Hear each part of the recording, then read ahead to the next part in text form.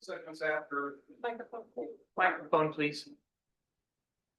Start over again. Good morning, everyone. It's a little after 10, so let's call the BPAC meeting together.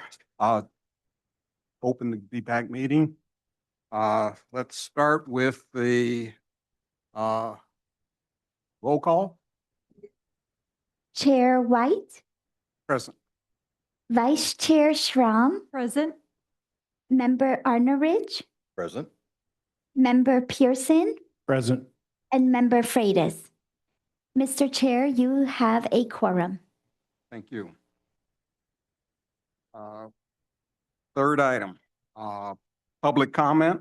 I think we have Ron McMurtry available to speak. Thank you, Mr. Chairman, members of the committee. Ron McMurtry here. I wanted to follow up on a couple things. We had a couple of presentations by Kimley Horn. Those are pretty long sessions, but there was some follow-up. I didn't get a chance to speak. So one was Chair White commented about, do we have data about when people take their bikes and put them onto the buses and vice versa? And I knew a little bit, and I did research about her. Like with Stan RTA, yes, they do. When you load the bikes, the driver logs in a lot of stuff, and with Stan RTA, we have GPS, so we know where the bus was when the bike was logged in. The bikes are not logged off when they're taken off, though. I checked with that. The second thing, Turlock Transit, they have some GPS, but they don't have GPS for details like that. They do keep track of bikes, but you'd only know if how many bikes were put on that run. You wouldn't know what stop a bike was put on that route. Okay, so they keep track, but it's kind of more of a cluster thing. I checked with analyst Rich Green on that, and that's what he told me. Okay, so I wanted to let you know about that. Now, if you want, it's complicated, so you guys may have to have a discussion at some point of, do you want to ask Kimley Horn to try to get that data from those agencies? I don't know what the process would be to okay, yeah, let's get that data so that Kimley Horn can do more of a job about, that aspect of the usage. So I'm just following up on that. My second thing is Newman. I don't know if you noticed when Kimley Horn did their presentation, Newman was not included. And in a private conversation with Daryl, he told me that the Newman City Council did not give them feedback, and that's why they didn't have anything on Newman. There is a member who is in an advisory committee for Stan RTA. He lives in Newman, and I'm reaching out to him to ask him. I don't know if they've finally responded, but I'm going to ask him to check into that to see if they can please give the feedback to Kimley Horn so we can have Newman data. All right, that's it. Thank you. Thank you. Consent calendar. Is there a motion there's a motion to approve the Bike Pedestrian Advisory Committee, and I'll take it that it's special this time. Yeah, I'll move that we approve the minutes from our special meeting in February. I second. You go right ahead. I second. Approve.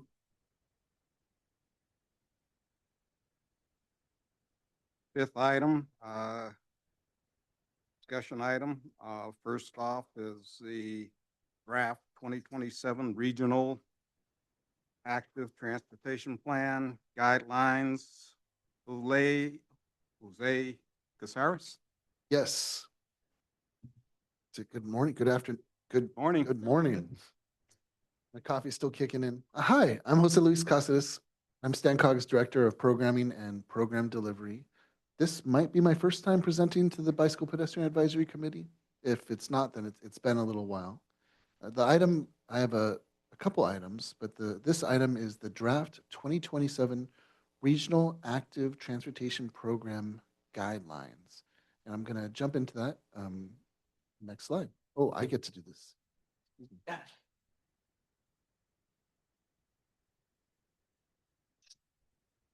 We're taking this item to several committees, to the TAC and the Bicycle Pedestrian Advisory Committee. It's for discussion. We're welcome and inviting discussion comments to the Executive and the Management Finance Committee.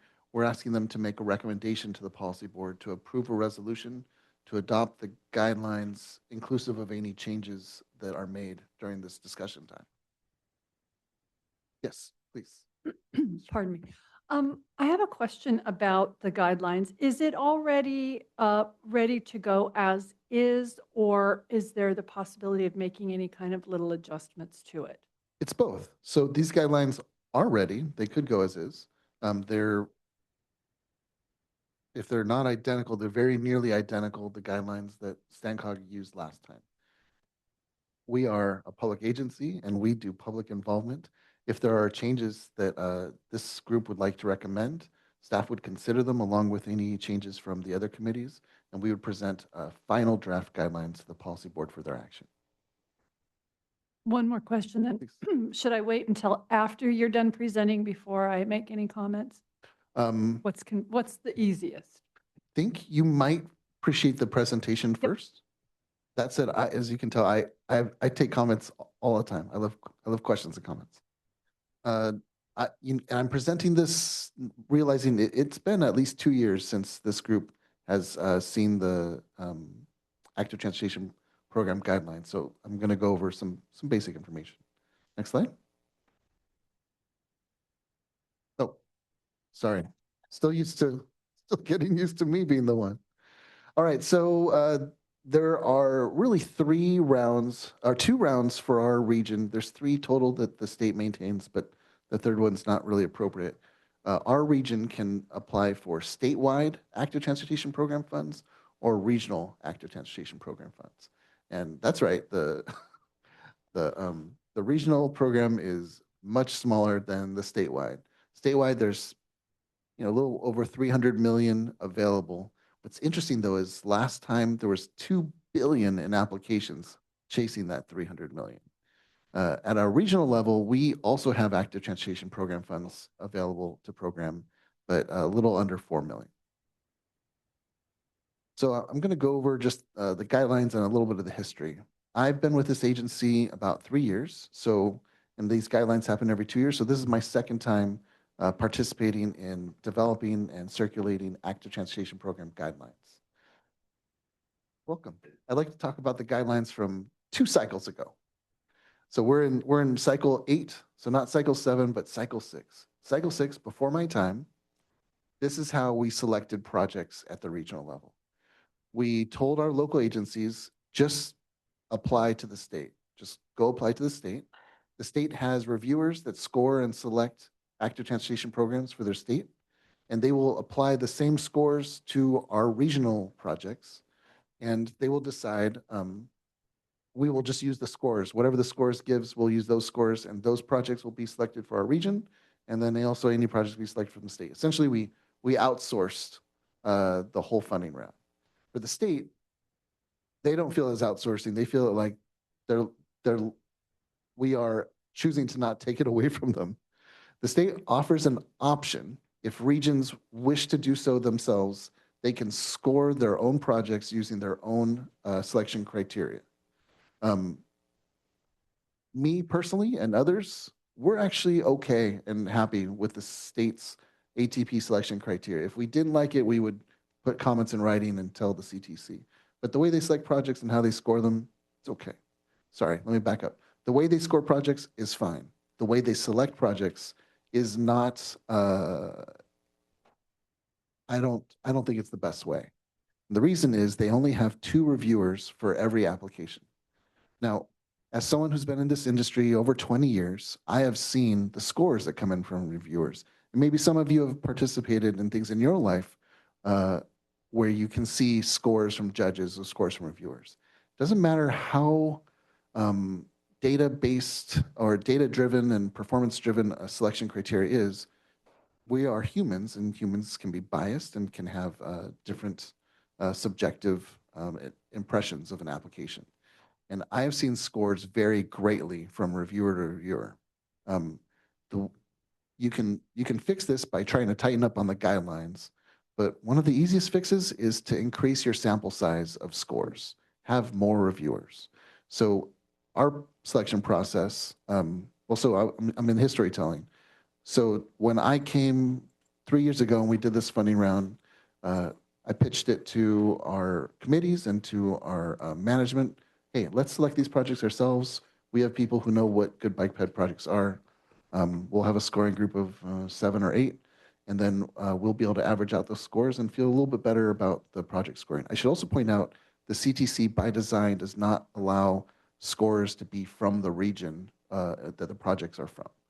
We are from this region, so we have a little bit better knowledge of the local area. So these guidelines continue what was done last time, which was us having our own selection process, but our scoring criteria being nearly identical to that of the CTC. So some highlights from the guidelines. Instead of 2 scorers, 7 to 8 members. Regional applicants must first apply to the state. I want to talk about this briefly.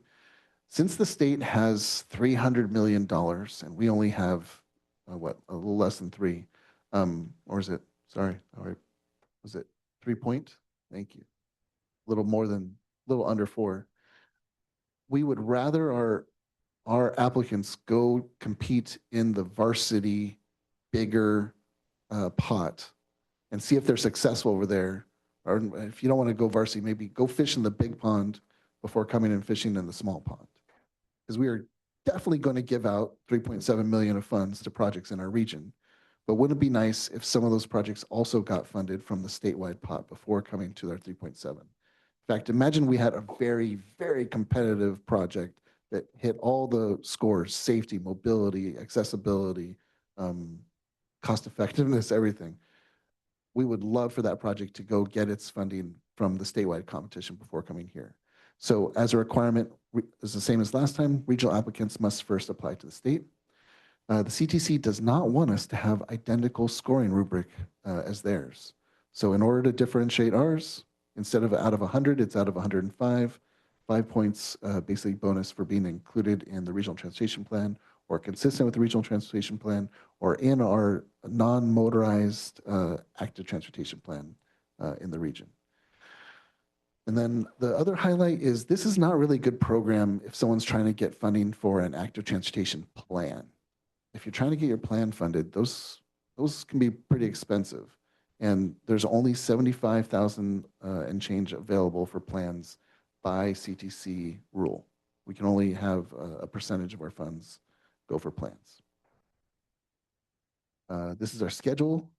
Some highlights of this is the call for projects for the state is already out, with state applications being due this June 22nd. We have to submit our guidelines to the CTC by May, so we have to make some decisions now in April. That's if we want to do our own thing. If we just want to use the same as the CTC, we don't have to submit anything by May. And then what I'm proposing is regional applications would be due in October. And then right after applications are due, that's when we find out if any of our applications actually got funded by the state in November. This whole thing finishes up with the CTC approving in June 2027. Now, questions? Microphone for folks online. Short arms. You said you added an additional 5 points. Yes. Is that different criteria, or are you spreading that 5 points among existing? It's a separate criterion, and it's for consistency with the regional transportation plan, active transportation plan. It should be in the attachment. It's extra. There's one little spot where it's explained, and it's parsimony.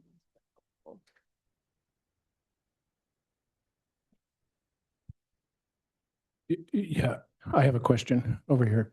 In your big fish scenario, oftentimes grants that I've written in an educational type setting request, sometimes they have set aside funds for what we call pilot projects. Have you ever seen any of that type funding source? So the CTC, if I recall, didn't call anything pilot, but they used to have, I always think of them as guerrilla projects, but it's like masking tape and cones They are temporary. What is the word for it? Quick build was what they characterized it as. And what the CTC found was applicants didn't seem to understand what a quick build project was. They might consider a pilot project, but a pilot is not the same as a quick build. Pilot is, hey, let's build this. And then if this works out really well, maybe we do more of this or other things. A quick build is we're going to build this thing and then probably tear it down later. And we're going to build it out of materials and things that don't necessarily last very long. And depending on how the public reacts, we could do something better or reject the whole thing. Because quick builds have been through so much issues, and also it's a lot of work to prepare an active transportation program application. What the CTC has decided to do is just do away with quick builds. And StanCog, in our last funding round, we also said no to quick builds. Just if you know what you're going to do, come do it, and let's get you some money for it because it's such an onerous process to do this application.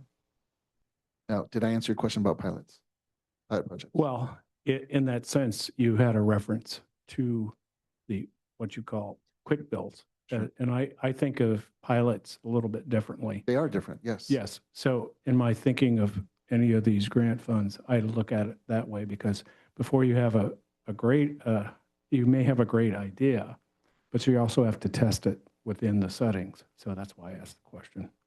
Right. So in this application, anyone can apply for something that maybe has never been done before in the region. We could still fund it, and then that way it would be a pilot in that it's sort of new and untested. But it wouldn't be temporary. It would be built with federal and state dollars, built to last and to make improvements. Yeah, oftentimes when I'm doing research, specifically in my educational grant writing stuff, I'm always looking for the innovative ideas across the country. So that's why I asked that question. Yeah. I should say that quick builds tend to be pilot projects. The city of Santa Barbara did that in one of their downtown areas where you're just using paint and maybe some planters to make it more pedestrian, bicycle friendly, closing it to vehicles as a pilot. Now it worked out great. So now they made it into a formal project and put in permanent structures. So in many cases, the quick build is a pilot program. And so that's usually borne at the local level, but the cost of putting down paint and temporary is far lower than, $1 million a mile putting in bike lanes and everything else. Well, and my comment back is where I live, I have to demonstrate pilots to city staff for them to understand what that means. So just so you're aware, I deal with city staff who may know, but they don't do it until someone tells them. Once a teacher, always a teacher. Yes, Vice Chair. So I have two, and they might seem kind of small, but I don't know. They felt kind of important to me. On page 14, under program goals, I understand the whole point of really focusing in on alternative transportation, like, because that's the point here, right? It is ATP, right? Well, the A is not alternative, it's active. Or active, excuse me. Transportation also includes transit and. Yeah, yes. yeah, exactly. But the active. So I do understand that. But one of the things that I feel like when we're talking about framing issues for people, one of the things I have noticed in my own dealings with people is that when we talk about active transportation, or we talk about any given thing where it's outside of what we would call the norm, right? And the norm is driving in individual vehicles in this area. When we talk about these things and we separate them out, oftentimes the way the conversation goes is the onus is on the people involved in the active transportation for safety or other things, right? That's how the frame is. It's not the people driving cars that should be, concerned. It's the people that are not in cars that bear the burden of safety. And the program goals, as they are laid out, sort of in a way replicate that frame as they are. Does that make sense? Yes, these goals were written by California Transportation Yes. Commission, by government, And based on yes. government law, and government is really good at just Focusing thinking in, that way. honing in, Yes. absolutely. So what I wanted to know was, in this one, is there a way to add a bullet point in there that talks about how, this is also to increase the safety of motorized users, or motorized vehicle users, or whatever the words are, because motorized people driving motorized vehicles actually do bear the responsibility for the vast majority of poor outcomes of bicycle and pedestrian encounters, accidents. And those people are also harmed, right? They can be harmed maybe physically, but also mentally and emotionally.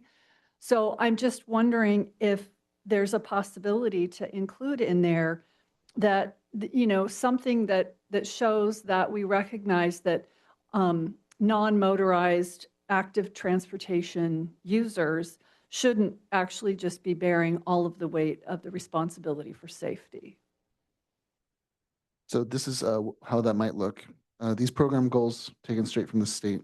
So these goals would then, I would propose changing it to the state active transportation program goals, because I can't change theirs. Right. And then we could add a section called the regional program goals, which Or could you say, could just, you can't add a bullet point in that part? so I didn't invent these bullets. They came from the Okay. California Transportation Commission, but we have, Yeah. today's item is about a regional program and how we're going to program our 3.7 million. I can create a different heading where we say the regional program goals include all of those plus. And then what I heard you say is we also care about increasing the safety of non-motorized vehicles. Of motorized vehicles. I'm sorry, of motorized vehicles. And I could add some more words. We could work I can together. hand you my little thingamajiggy Yes. too. I mean, however it would work. I'm not always good with parsimonious text. But yeah, I would just like to see a little bit of a frame. Sorry, go ahead. And if I could ask a follow-up question. Now, the thing about goals is goals drive like measurable targets, and then those targets can be scored with points, and then we would select projects that help achieve those goals. Are you okay with this being a way that we score projects? In other words, if a project does more, let's say all things being the same, this other project also helps motorize vehicles, improve safety for them. Would you be asking that we give more points to the project that does more for motorized vehicles? In other words, Right. a goal setting, we want to try to accomplish those goals. So what would be a good way to add that as a reminder? I think when you want to put the onus of safety on the motorists, you don't do that by adding it to bullet points. You do what the two cyclists in Southern California did last week on a training ride on a bike lane that were harassed by some young guys in cars, including a late model BMW that came within 6 inches of the rear rider's bumper. Okay, you go to the news. It has made national news. They did regional. From regional, they went statewide. From statewide, they went national. That's the way you shift the onus. Now, all of a sudden, there's an outcry about what happened. And we do that as individuals. These two happen to be, well, one of them happens to be a multi-time U.S. champion as a youth racer. But you can't legislate on a goal. You want to improve safety, you can put that in. But you can't shift the burden onto somebody else. It doesn't work that way because they aren't going to read it. You have to make it public. You have to make it bite. In the case of Southern California, because they had video, they identified the motorist. He has been arrested. His car has been impounded. His costs are going to be astronomical. You don't even want to know what he's going to pay for insurance in the future on that. But he was charged with assault. And so it's a criminal charge. It's not, and so that's what it's going to take. Recently in Texas, a couple 2 weeks ago was killed on a popular cycling road that parallels a freeway. I believe it's Fort Worth, Texas. That's the second couple in 2 years that's been killed. it was an inattentive driver. Well, you can't just slap your hands. You've got to press the DA to press criminal charges, which it is. It's if you were cleaning a weapon and accidentally shot two people across the street, you'd be charged criminally. Same thing. A 3,000 to 8,000 pound vehicle is a deadly weapon when it's misused. In Texas alone, in 2024, which is the last year we have full statistics for, over 80 cyclists were killed. Over 430 were injured with motorists. That's not including the pedestrians. You're kind of making my point for me. But the whole thing is they've got the news involved now. And they did back there, the person was taken. You can't put it, if you put it in legislation like this, it's not going to help your scoring. You know, that's always a goal of safety and all around. The reality is you've got to go to the news. You've got to put it out there. It takes effort. It's like in city council in Turlock, they're against that. When something happens, call Channel 3. Explain what happened. You'd be surprised. They love to get reporters out for that. I hear what you're saying, and I'm not going to dispute your point at all. But I also think that you can have more and so maybe the bullet point isn't the appropriate place, but is there some place in here where we are actually pointing out The benefits? the benefits? Yeah. So no, I was just looking through this because we could have a section that talks about all the benefits of building capital projects that serve active modes. And in these goals, you hear some benefits in there, right? That building these things can enhance public health, including the reduction of childhood obesity. However, these bullets, you'll see these bullets reflected in scoring rubric and points. Thank you. It does bum me out, though. Well, so then I can also add a section about benefits. Yes. I think the section about benefits would be helpful, just because like I do also agree with you that like I think that this is the purpose of different of these mechanisms, is like they are levers so that we don't have to wait for horrible things to happen and then point them out after the fact that we're hopefully building to prevent those things. So I think if that's a more helpful section, that would be fabulous. So if I'm hearing correctly from Mr. Chair, I can add a section here about benefits that includes many of these, plus that it improves safety for motorized vehicles. And I can present that to the board, and I can also send it back to this committee via email. Agreeable? Yes. Okay. In the interest of time, can we move on? It's your committee, Chair. Fast. This one more is on page 19. Again, it's under the disadvantaged communities. And I recognize that on page 23, the non-gentrification is mentioned, and that's really important. I'm curious if within these bullet points that could also be mentioned again, because for me, I think that scaffolding and repetition is really helpful for people to remember what we're doing here. And so I was just wondering if that would be a possibility to have like some notation that it is not to lead to gentrification in there. If not, fine. I can go find the language where we talk about it and bring it back. Yes. In fact, we've had applicants miss the points and not talk about how to counter against gentrification.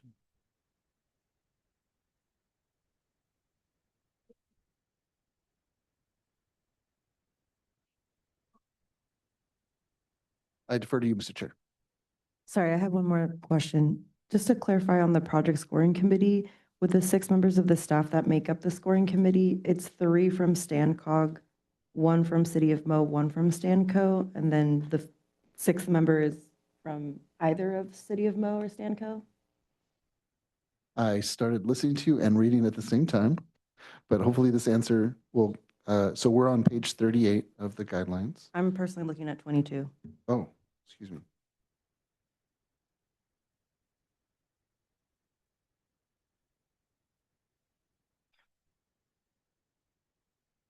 No, Because it it- states that only one can be from Stanco and one can be from City of Mo, but facilitator plus 2 from Stanco would be 5. So I was just wondering if there's another In Stanco, you mean Stancog, Stanislaus? Stanislaus County. Oh, county, Stanislaus County. Yes. So, let me take a look at this. We have a scoring member comprised of, this was supposed to be replaced. We're supposed to have 7 to 8 scorers. Okay. Excuse me, you have found a typo.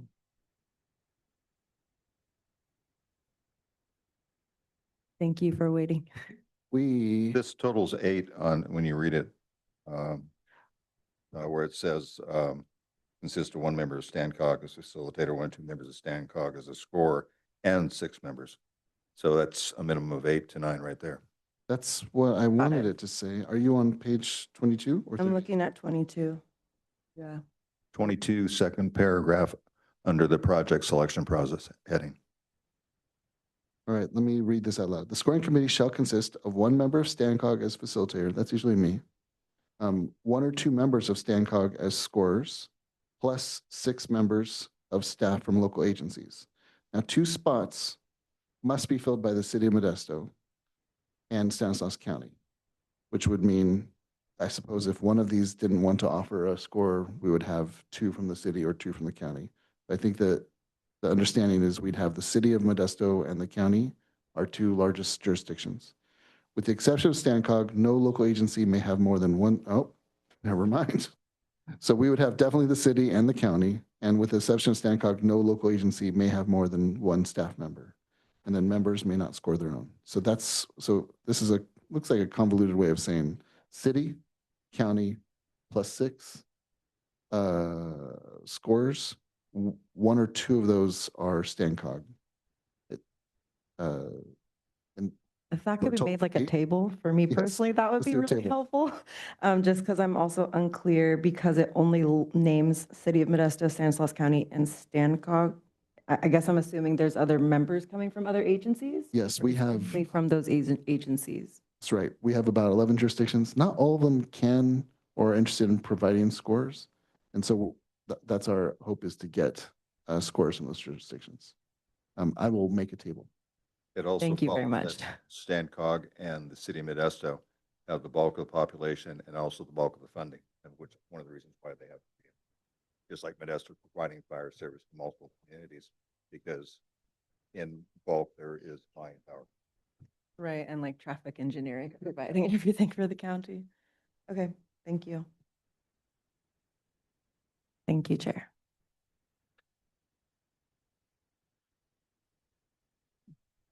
You can continue. I have, I'm answering questions during this time. And so, Mr. Chair, I would just ask you to see if there's any other questions for me. And then if not, then I'm happy with you moving on to the next item. Are there any other questions? And we can proceed to Not at the today's moment. next presentation, which is the draft 2026 Measure L Rail Service Funding Guidelines. Yes, me again. These are also funding guidelines. This is also StanCog giving out money. When people ask me what I do for a living, I help fund transportation projects, and it's very great. I'm trying to be clear that I'm not a transportation planner. Someone already did these plans. I'm an implementer. So I'll just go to the next slide. These recommendations are going to different committees. The TAC and the Bicycle Pedestrian Advisory Committee are being asked to consider information presented. That is to discuss, provide feedback. The STAC just met yesterday, and they took action to recommend that the policy board approve the resolution to adopt the guidelines with some changes. Yes. So let's go into it. So what is rail services in Measure L? And I'm going to be reading this because there's not really a great way other than it. So it's this is straight out of the Measure L ordinance. It's for operations, and I should add, it's rail services is under a subsection of transit, money set aside for transit in Measure L. It's for operations, maintenance, and infrastructure improvements for public transit connections to existing rail services. It's okay to supplement funds for the cost of public transit connections to regional rail services. In other words, if an agency already has some money to do this, it's okay to add this to that money. Services include ACE, BART, Amtrak, and marketing. That's the way it's written. It may be used to increase ridership and or fund new Amtrak service and increase bus van connections to existing ACE services to the Bay Area. No funds may be used for high-speed rail. And then some highlights from these guidelines. So this is not the first time that we've given out rail services funds. In fact, I grabbed the last time we did it in 2021 or 22 and mostly kept those guidelines. The difference is we now have $4 million because we haven't done a funding round in about 4 years. I'm committing to coming back in 2028 with a proposal for another funding round. Our transit operators were, is it the right word, irritated? They would like to know that they can count on these funds to come back on a regular basis. And we didn't provide a forecast of when we'd come back. So I'm forecasting we'd come back in 2028. There are some changes to some project schedule requirements in the guidelines. The ones I saw there seem problematic. We are adding a requirement that is in what the voters the voters passed, which is the unexpended awarded funds. In other words, if we give money to a project, they don't use it when they give it back. They should give it back with the interest that they accrued while it was in their bank. We are changing the makeup of the 3-member scoring committee. It's still 3 members, but instead of it being from a large agency and small agency, we actually say what we mean by the 3-member scoring committee. The applicants are to provide, this is language that was added, but the stack recommended removing this language. So this last bullet says, applicants, the guidelines say the applicants should provide information on how they plan to sustain the proposed services without Measure L support. And the staff requested that this language be struck from the application. And again, the schedule, some highlights, is the deadline for applications would be June 30th. And after getting approval and executing agreements, because agreements have to be done for these, the money would be available for use October 2026. Questions? I see some highlighting happening. I'm thinking I might get some questions. One question on deleting the point where the goal was not to be continuing funding, but seed.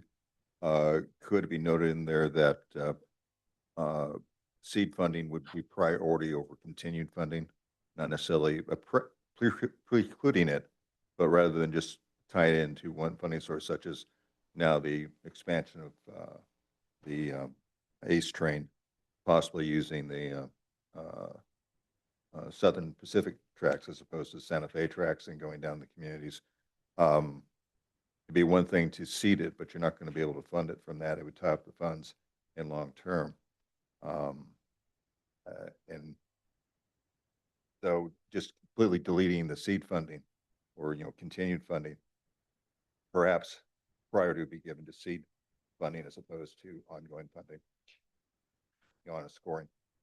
So if I'm understanding correctly, we're talking about the language that the stack recommended removing, and you're talking about it being seed funding for like an expansion of ACE. So there's a couple things there. One is what the voters passed is it's for connections to existing rail services, not to, well, there's also some language that could imply it's for expanding ACE. ACE needs tens or hundreds of millions of dollars, and we've got 4. So our audience and and the staff of StanCog, we're actually focused on what we can do to get people to and from existing passenger rail connections right now. And then I think I would also add ACE is also not looking to apply for these funds. They're focusing on their northern route right now.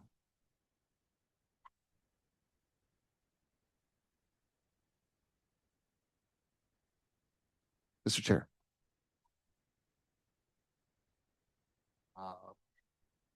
But what This item does not require any action. It's just for discussion.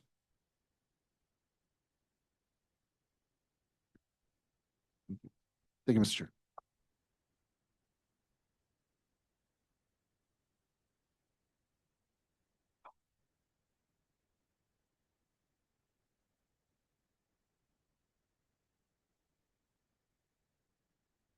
My apologies for being late to the question. I was just curious if you could just give me a little, just very short example of how you would divide up monies between, so for example, something that would excite me, thrill me beyond belief would be a safe bicycle path from Turlock to the Denair Turlock, the Turlock Denair Trans Amtrak station. Okay.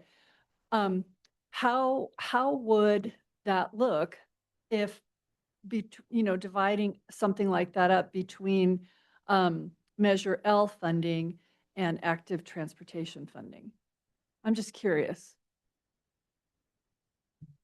So one of the things funding agencies like StanCog do is we give funding out, but it's the local agencies that actually build the projects. So they're the ones coming up with the ideas. They're the ones meeting with the communities. They're the ones with all of the right solutions. And we have the money to implement it. And through our guidelines, we can say, we prefer more of these types of solutions and less of these other types of solutions through the scoring rubric. So if a member of the public wished that there was better bicycle pedestrian infrastructure to, was it Turlock Denair? To the Amtrak station. To the Amtrak station in Turlock Denair, right? I think they call it Turlock Denair. Then you would want to make sure that either your elected official or your staff from the city manager or public works director or city engineer, for if it's in a city, that they're aware of your concerns. If they're doing any sort of outreach in your neighborhood about, like that, maybe they're doing an active transportation plan or whatever, or even Turlock Transit operates transit out there, and they're, well, except this is not a Turlock Transit sort of thing. Then you would be making your case known. And if they didn't listen to you, you'd get 10 more of your neighbors and friends, and you would, come to your city council meeting and present this problem and ask for a solution. And they might say something like, well, there's not really good funding sources for those sorts of things. And you can remind them, actually, there's a couple sources that StanCog controls, and there's also funding available at state and federal levels. And they would say, oh, yes, sorry, we know about that. They should know about that. And they would say, okay, well, we are going to be applying, or we could apply for active transportation program or for Measure L. And then they would have to make a prioritization decision.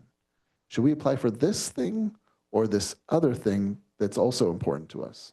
And you, as a member of the public, would help them understand your priorities, and they'd balance those. And that's how we fund the projects. But StanCog, we can't go to the city and say, you should do this instead of that. But here at this committee, you could say, you know what? For Measure L, because I pulled up the ordinance, it's for operations, maintenance, and infrastructure improvements for public transit connections to existing rail services. It sure looks like you're not supposed to build sidewalks with this. There's supposed to be transit connections.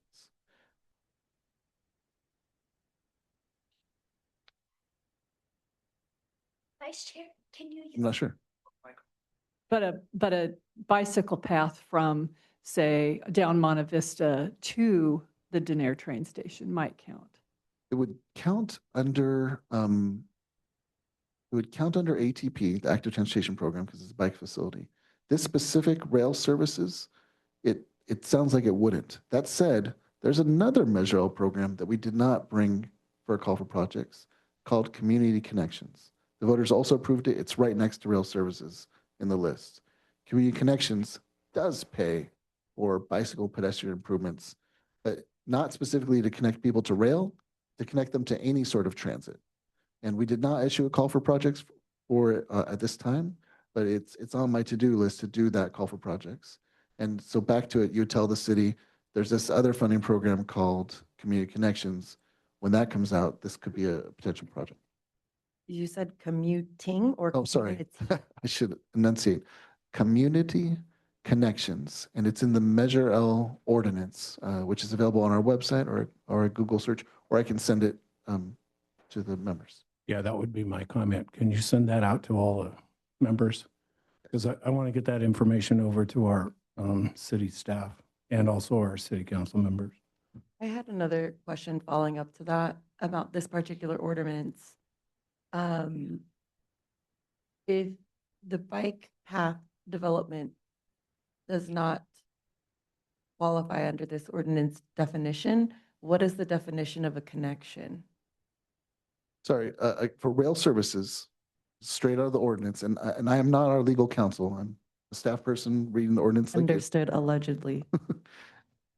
It says it's for operations, which is anything where you're operating something. And maintenance. So are we not, this is This is the slide? the slide for what rail services is covered. And But so, where does it say operation? first bullet Oh, for operations. for operations, comma, maintenance, and Oxford, comma, public transit connections to Yes. existing rail. So it's really focused on the public transit connection. So that's what I'm wondering. What is a public transit connection? It goes a little bit more into detail under the fourth bullet, increase bus/van connections to existing ACE services. So just for perspective, and I've already talked to our two transit operators that offer this, Standard TA and Turlock Transit. Turlock Transit offers a dial-a-ride shuttle that takes people to and from Turlock to Nair. And they're actually looking to change it into just a regular service they're looking to change it and improve it. And I can't remember what they're doing to improve it, but it would still offer service to Turlock to Nair. And Standard TA offers connections that get people to BART and ACE. And they are looking. And where, sorry? BART and ACE, which is ACE Rail. Yes. And they are Out of the downtown Modesto Center, yes? Yes. that sounds familiar. And they are looking at these funds for, because they're hurting for operations funds for these transit services. So those are the transit services connecting to passenger rail. Okay. Without understood. giving people specific directions, is it possible to add more examples of types of projects that would qualify for funding? Yes, I can certainly add examples. I can also add examples of what we funded last time. And Mike just Great. made a point to me, which I think was very helpful, having to do with learning the proper language, because like he said, bike paths aren't public transit. And that's not, for my brain, that, right? Like when I see for operations, maintenance, infrastructure improvements to public transit connections, I'm thinking all of the connections, right? Yeah, and so thank you for that, but that would be helpful too. And maybe you already have that and I missed it. Like those definitions would help me for sure. Definitely. Well, it's like the section for community connections would include that. Whereas this is transit and basically was operated by the community, city, county, whatever it might be. Yeah, it seems like basically this goes down to rail and bus. Rail, bus, car, van. I guess they call it van, not car. And all your mass transit does take bicycles? Yes. Yeah. Great So, question. I mean, that just makes a lot of sense to me. I mean, Yeah. Wow. A warning, if you're using Amtrak, make sure you book your bicycle. Because I'm not sure about the Gold Runner now, why they changed the name from the San Joaquins, which made more sense. They eliminated a lot of things, marketing. But usually there's a limited number of bike facilities, unlike Caltrain in the Bay Area, where they have like every third car, these are two-level cars, is a bike car on the lower level. And even though some people try to limit that, they can get like 20 bikes in each car, and you don't have to pre-register. You just take your bike on board. Yeah, quickly to add on to that, the atrocity of getting your bike onto the new Amtrak trains. This is me. Putting my bike on the train. So yeah, that's an aside, but yes, thank you. Good. as you can see, we like to ride our bicycles.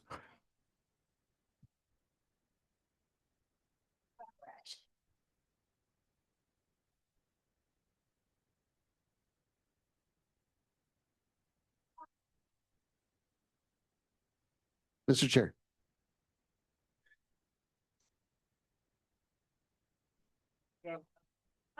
I got it. We hammered different this. committee this meeting. subject enough. I guess we can move on to C, which is the draft fiscal year 26-27 unmet transit needs analysis report, 30-day public comment.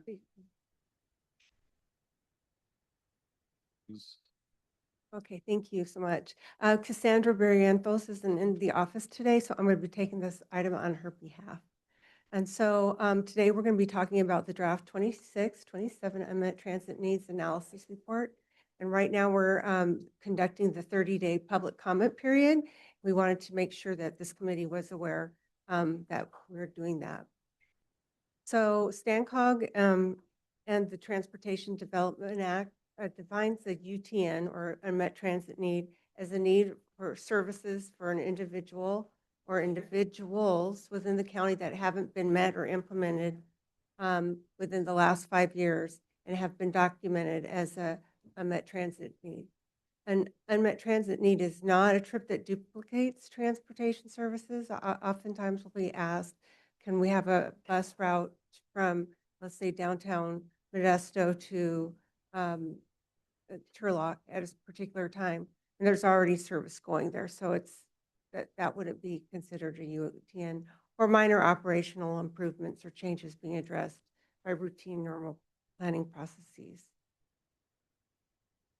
So what do we do and how do we identify transit needs and determine if they're reasonable to meet? There's a lot of outreach we've already done. This is the last bit of outreach we do before we go ahead and publish the document. And so how do we determine if there's a public, there's an unmet transit need reasonable to meet? We conduct the public outreach, which we did from November 12th, 2025 through January 22nd, 2026. During that time and throughout the year, we took public comments, people that were interested in saying something about the transit services and transportation services in the area. A public hearing was held on Wednesday, January 21st, 2026 at 6 o'clock here. We have to have a public hearing in order to be compliant with the guidelines. And then after that public hearing, we began writing the report. So the report now is in a draft form. It's on our website for review. And what happens is after the 30-day public comment period, which will end on April, started on the 31st of March and will end the 31st of April, we will be taking this to the policy board for adoptions. And then what happens is that this is tied to funding, and funds will be distributed to the transit agency. I believe I received a push notification by text message on that a few days ago. Yes. It was very nice.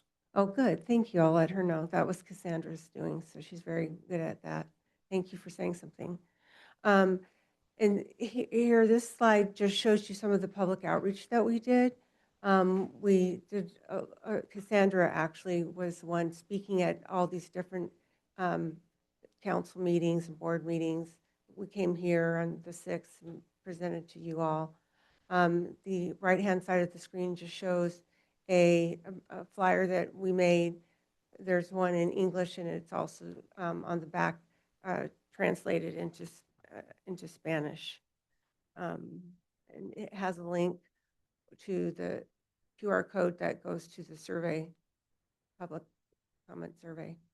So the findings of the report, we received about 20 comments. There were no unmet transit needs that were reasonable to meet this year.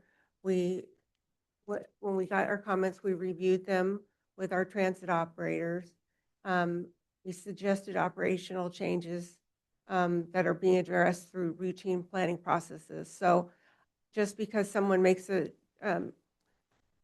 transit comment or UTN comment that might not be reasonable to meet, it might be something that the transit operator is already looking at doing.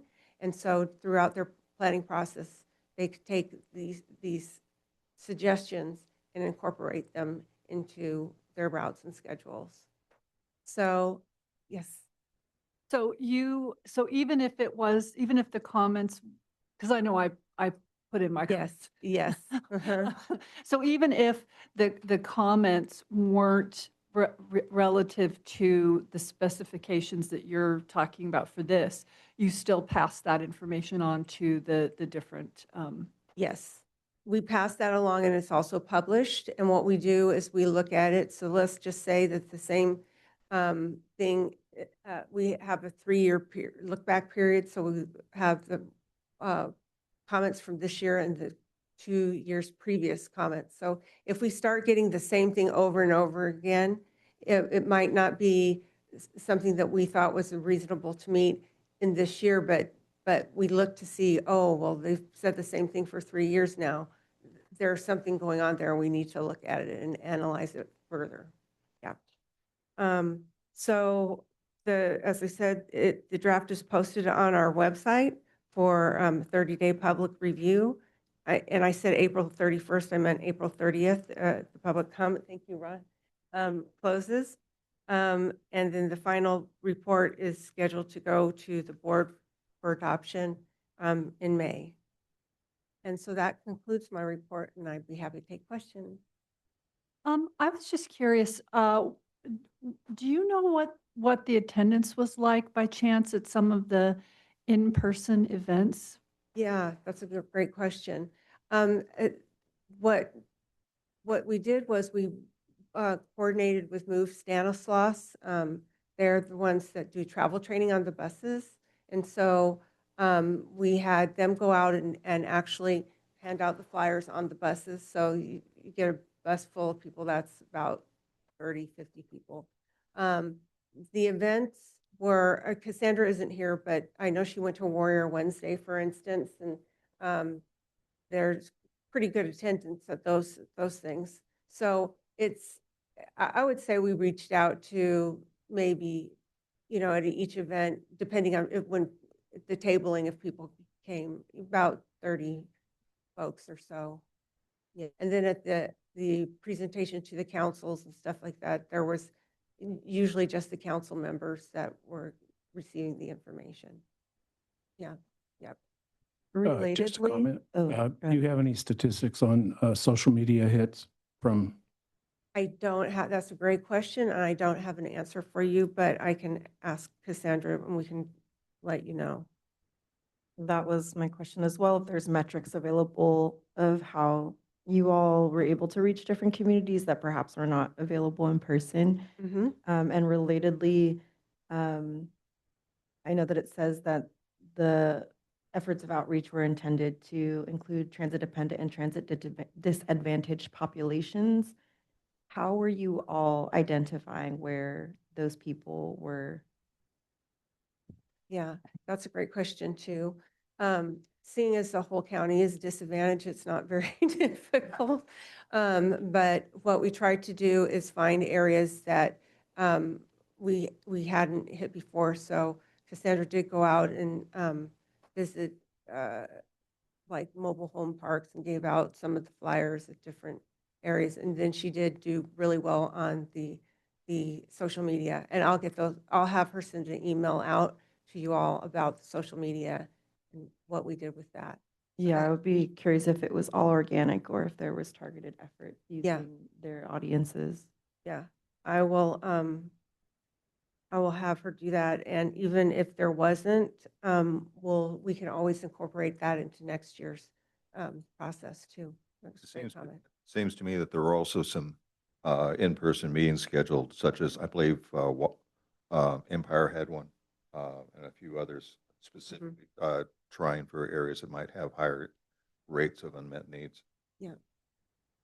It's interesting that you were saying, the county overall is transit dependent and disadvantaged, and yet the comments that came back were there, it sounds like there was none Yes. identified any Yeah. need for transit services. What accounts for, Yeah. is it just the very strict narrow definition of It- unmet? Yeah. The definition is is actually broad, but it's really, I've been doing this for 20 some odd years, the unmet transit needs, and getting 20 comments is about average. Unfortunately, with all the outreach and stuff that we do, it's average, and that's honestly a sad number for all the work that we put into it. But people just choose not to comment, or they'll make comments that don't make any sense. Like, I want service to, like you said, Empire, but we need to know more than just wanting service to Empire. So we need to know, I want to go from Empire to blah, blah, blah at such and such time, you know. So that's why we pass along the comments to the transit operators, and they can do a deep dive into what the person is actually wanting. But yeah, you have to be very specific, so some of them just aren't. To that end, what kind of a comment would then fall under this definition of unmet transit need? Because I see, like, for example, people are requesting, like, I need bus service at this particular time, but that doesn't fall under the definition. What kind of a comment would be, like, what's the structure of a comment that would be helpful for Right. Stancock to receive? So I'll give you an example of a place that I used to work in. In Elk Grove. I used to work for the city of Elk Grove. I was the transit manager there. And there was a senior complex that was on one of our bus routes, but it was not served every single cycle. And there was a Walmart that came in at one point, and there was no service to the Walmart from the senior complex during like lunchtime. And so what happened was, because the seniors wanted to go to Walmart at a particular time because they did not want to get on the bus with all the high school students. So they wanted to make sure that, and if you've ever been on a bus with high school students, you know why they wanted that. And so anyway, so they had us come down and they talked to us and they said, look, we want this and here's why we want it. And then what they did was they had a petition, and not all, but many of the people that were living in this community signed this petition. And so we put a route in there for them during that time that they asked for, because it was very specific as what they did. They weren't asking for service all day. They wanted that one thing. And what we did was, generally with comments like that, you try it for 6 months. There was comments here before where they tried, I think a long time ago, service to from Oakdale to the Vintage Fair Mall on Sundays. This was years ago, I think, say 10, 15 years ago. But we put the service out there and nobody used it. In this particular case with the senior complex that I'm talking about, they used it and that service stayed. So hopefully that's an example. But petitions like that are really good. And then the other thing I'll just say is Move Stanislaus actually came, if everyone knows what Move is. It's the transportation provider that's outside the services of what transit provides. They do a lot. They have the vets van and things like that. That came about because of advocacy of some seniors that wanted door-through-door service for people that were homebound. And they advocated for door-through-door service, created this agency nonprofit called Move, and we still have that here in the county. So Yes, my mother benefits from that program. So good. we love Move Stanislaus. yeah, so that came from an unmet transit need. That's a perfect example of an unmet transit need. And then they just have grown their program since then. Yeah. And then just to be clear, I guess two last things on this. One is that if someone were to submit, for example, that Elk Grove example as a part of this comment, as like their comment, as their submission in a request for comments, I guess I'm wondering, like, would that comment have at minimum been reported, but it wouldn't be necessarily the venue for then action to be taken on the comment? It would simply be, they would need the outside petition. They would need the outside community support. Like, what happens if a correct comment, like an accurate comment for this definition in time, gets Yeah. submitted, what happens at that point? So we look at it and analyze it. We analyze every single comment. So like Vice Chair Strom made a comment, and she was not parsimonious with her her comment, but it was a great comment because we understood what she was saying. And so let's just say there was one comment for a service to I can't remember what island community, but an island community here in this Stanislaus County. And so the transit operators will look at that, at least look at that. And right now they're in the middle of doing, looking at their services for the next year. So they'll bring those comments in. And sometimes they're pretty good. I have to say, Stan RTA is pretty good about calling people back and asking questions. So it's still not too late, and we do take comments all year round, and we share them with the transit operators. Okay, again, in the interest of time, we're butting up against the 11:15 end of meeting. Can we move on to the member reports? Since the last time we met, I went to city staff in the city of Riverbank and met with them and proposed about 5 bicycle routes within the scope of the city. Because I travel through there quite often, and I gave them a kind of a footprint roadmap of what I see. And I did make copies for this group if they want to see it. But from that discussion, when I met with city staff, is sometimes they're not aware, they're very focused on their individual projects and how they're trying to improve the transportation plans. So at least I felt like I was heard. And then following that up, I sent my Strava map to one of the city council members to say, yes, we can do that. And the reason that I was doing that specifically was I want families to get out and enjoy the community. So the last thing I'll say, and there's 5 routes that were designed to be within those communities. Yeah, there's challenges to get that all done. But since then, I also have been meeting with a city council member working on a project called Blue Project. So our community is considering that. It's just in its infancy, and a Blue Project is actually worthwhile because it keeps folks engaged within their communities. So that's what I'm kind of working on. Yeah. Okay. Thank you. From City of Modesto, so I got some minimal funding from Valley Improvement Projects to work on a campaign to increase bike parking across City of Modesto. So there's 1,000% still a need for more funding to move that project forward.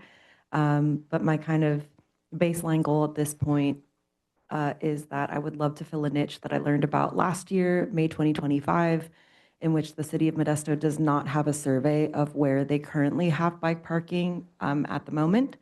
In my view, I think if we're going to figure out where to target that, where we want to add more parking, we need to know where it is currently and where it's not currently, and do some analysis around routes that people are taking and where cyclists often go.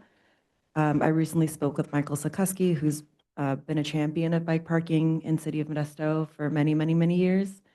And I'll share that one of the things that we discussed was how businesses are able to, if they're getting comments from community members that are having ride-outs or are gathering for coffee or meeting up at these different points, and there isn't any bike parking, or maybe even alternatively, if people are gathering and the business themselves are noticing like, oh, bikes are getting locked up to power lines and, handicap poles and gates where they're in the way of pedestrian traffic, et cetera, that the business actually can approach City of Modesto, and the City of Modesto potentially may have reserves of extra bike parking that they've, cordoned off, and can then do the assessment to eventually install bike parking in that business area. So it's kind of a nice cross partnership for public and private, because I was very curious as to how we solve the problem of retroactively installing bike parking in places where there wasn't a requirement to do so. So in the meantime, I'm continuing to look into just any other ordinances and any other state bills that will impact why and how and where we continue this progress on bike parking in the city. But if anyone out there in the world is interested in working with me on this, I would be more than happy to speak further. And like I said, I hope to also speak to some other funding sources, such as with Downtown Modesto, Domo, and see what we can do to, like I said, target potentially certain areas of Modesto that either have the ability to implement some parking and where people are frequently going, or like I said, through the course of my survey of identifying where it already exists and what type exists, kind of do an inventory of that, that we can also target places that again are without and have a great need. Mike? Mostly, just to reiterate what I shared earlier about the need of going to the news when we have somebody that is impacted by aggressive drivers or injured or killed, and making sure it gets to the news agency. Unfortunately, in Turlock, that's the only way you're going to get anything done because your council's unresponsive. But if it goes public and they go into it, that will be the number one, because that's perception that's out there. And once it goes public and somebody's injured, then they can sue because of prior injury. And if the board is not, city council has not addressed those issues, but it's been brought up to them in the past, then that pierces your liability coverage where they can be individually sued.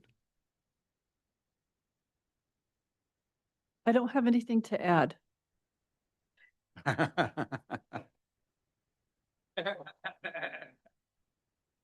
I guess the only thing I've got to add is, if you're riding in the area between, Waterford and Oakdale along, Warnerville or either Clarabelle, be extremely careful. There's a lot of construction vehicles going through there.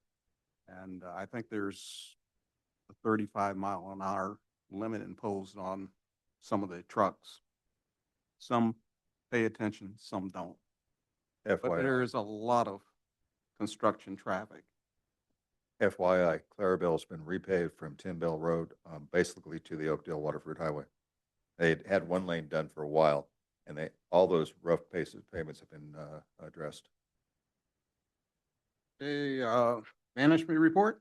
Okay, just real quick, I wanted to let you know that our new executive director, Amber Collins, started on Monday. She wasn't able to be here right now, but I'm sure she'll peek in the next meeting. And anyway, so we have a new leader, and she comes from, she went to school at Cal Poly. She has a background in engineering. She's going to, and planning. She was executive director up at the COG in Calaveras County, and then worked in the private sector as well. So we're welcoming her. She's a great, and she's a refreshing addition to this staff and bring us on the new way to move forward. So her picture's over there, but I'm sure she'll pop in at one time or another. So that concludes my report. Thank you very much. Our next meeting is August 5th. I'm reading that correctly. Meeting adjourned for plus or minus a minute. Thank you. Thank you.